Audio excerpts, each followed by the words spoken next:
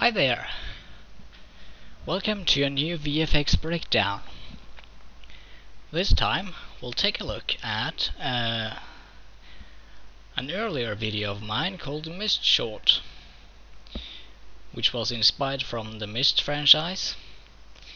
The goal of this project was basically just to get the same look and atmosphere as the Myst games, as well as obviously being able to do a few cool visual effects. So we're going to take a look at what went into filming the whole thing, what equipment I used, and creating different assets as the backgrounds and the fog, and we'll take a look at everything.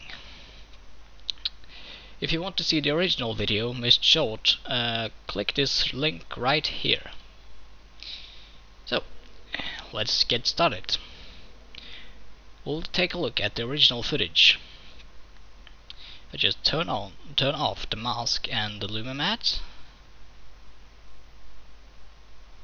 and the key light effect. You'll see the original footage right here. It's just basically myself posing in front of a blue screen with a book. For those who have played the Myst games, you'll probably understand what's going on here. Once a character is touching the linking panel of the book, he essentially links away and disappears, and the book falls down. As you can see the original footage right here, that I'm pretending to, disappear, and then I'm dropping the book at the last seconds. Yeah. Because I wasn't quite sure how to approach this in post-production, so I just dropped the book in case I needed the frames of the book falling down. So the footage was filmed with an AVC HD camcorder, which means that the footage is quite compressed, and the lighting I used was actually meant for photography. So it wasn't the most ideal lighting setup either.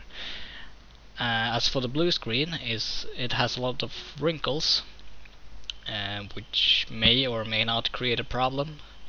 What's important when you're doing chroma key work is that your blue screen or green screen is evenly lit and doesn't have a lot of wrinkles, but mine does. So the key that I got out of it was far from perfect. You can see it has some blue edges and doesn't really look that good on the hair parts, but once I go into the color correcting all of this, it will not look as bad as this. So once I was done, I added in a garbage mask to remove the stuff on the side here. And to make the character disappear, I used fractal noise, which I animated to go from white to black. I used that as a luma mat on the original footage. You can see right here. So once that was done, I had to figure out a way to make the book stay in the air while the character is disappearing. If I were going to use the original footage of the book dropping, then I would need to rotoscope the character, and that's not a fun job. Rotoscoping, that takes a while. So I figured out there was a much better way of doing this. So what I did was to create a still frame of the book, and just remove the hand and the arm here using clone stamp tool and some brown solids, and this is just a still frame. So at this point right here, where the hand and most of the body has disappeared, I cut the original footage and put the still frame of the book on top, which I have linked to a null object that was tracked to the book itself. So what I did was just to animate the position of the book falling down, as well as using the puppet tool to make it close, just to give it a bit more life. And with motion blur turned off, you can see that it's just the book falling down and bending. But with the motion blur on, you can't really tell what's going on, so it works quite nicely. And if we go back to the original, no, not the original, the final result, we can take a look at this background, for instance.